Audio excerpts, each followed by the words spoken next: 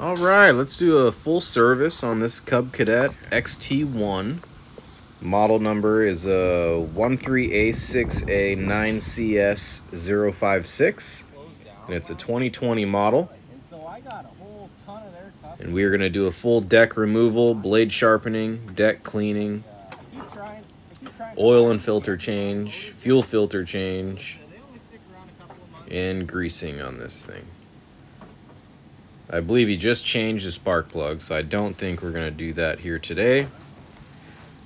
This is kind of tough. You got to get your arm in there to get this cable out. Pull that cable out of its retainer with the clip, and then you're going to have to tilt the end of this cable, which is the spring, tilt the spring vertical, and get the hook out of its place. Now the cable is free. So you just got two hangers on the back, one hanger on the front, the cable and the belt, and the whole deck will come out of here. Here's the belt retainer. You just got to force that thing out of its hole and then push it out of the way, and the belt will come right off. Lift the deck hangers with the adjuster upward, and the deck will come out of there. You don't have to worry about those hangers getting in your way. This guy wants all the dead grass in his yard and not in his driveway. Don't lose your clips. We're going to warm this thing up while I'm sharpening blades. That way the oil comes out somewhat quickly. Having a impact gun is super nice, a strong one to get these nuts off. These nuts can be kind of tight. If you don't have an impact gun, a breaker bar and your leg can work.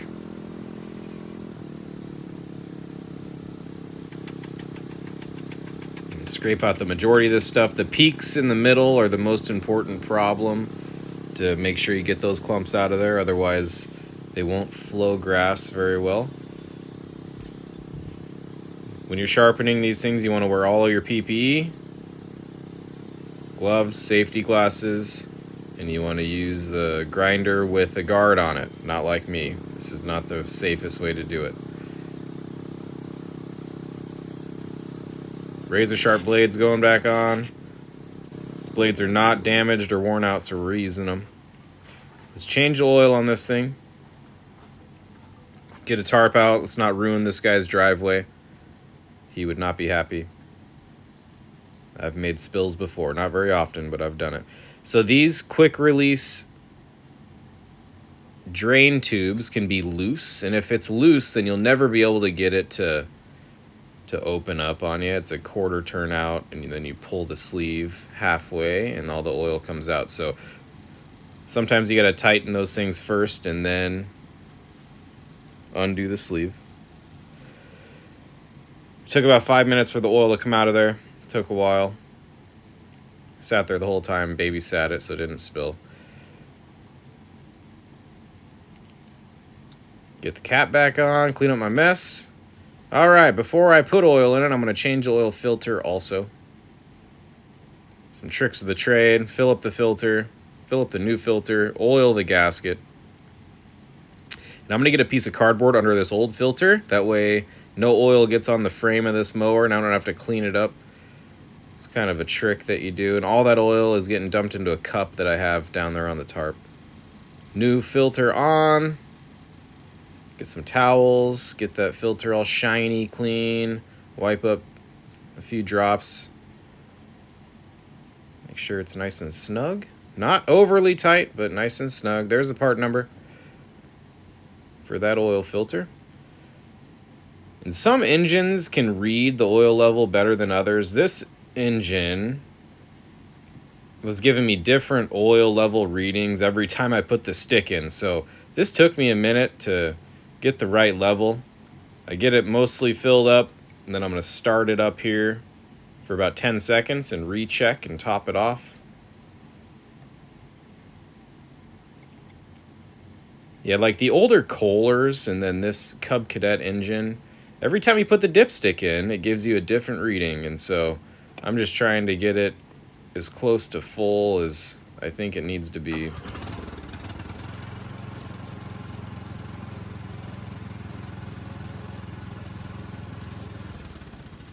Run it for about 10 seconds, shut it off, recheck it.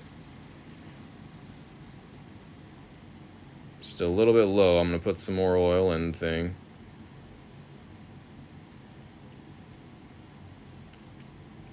If you see that sticker up under the hood, that is your common part sticker. That's going to give you a lot of common part numbers for this machine. Not all mowers have it, but this one does.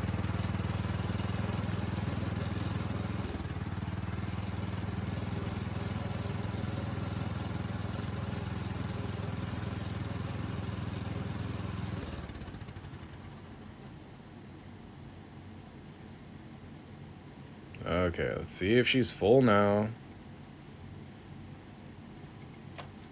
Alright, good enough. Moving on to the fuel filter. I'm going to clamp this fuel hose, and that way if gas doesn't run out of the hose when I disconnect it. I'm not going to overly crush the hose, just enough to stop the flow. And put a huge fuel filter on there because that's what I had here today. So I'm going to cut a little bit off the fuel line so I don't have a bunch of extra slack, and it'll just fit in there nicely. I'm going to purge that filter, get any junk out of there that might be in there. Hook her up, get the clamps back on, wipe her down. And we are moving on here. This service took me a little longer than usual, but if you can get a service like this done, deck off service, in under an hour, you're doing really good. These take me about an hour. Alright, grease the front end, grease the wheel, grease the steering stem, axle stem.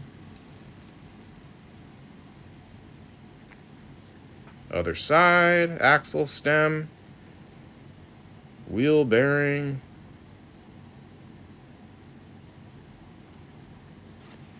Clean up. Let's get this deck back in there.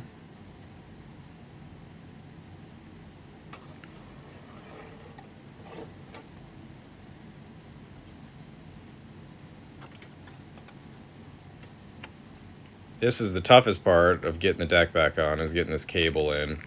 Try to get some good footage here for you.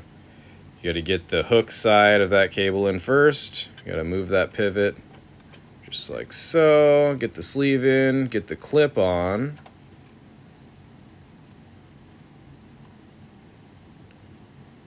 And for the hangers, drop the hangers down on the adjuster.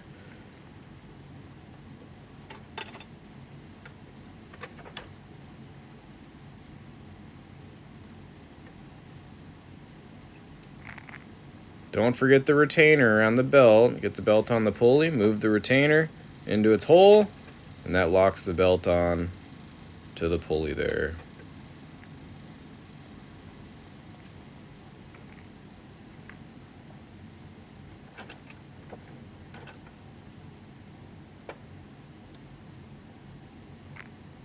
All right.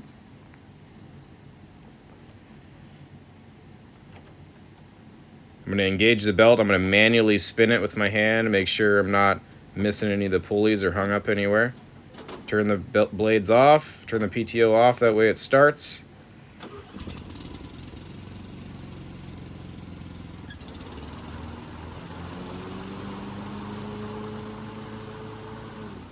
All right, sounds good.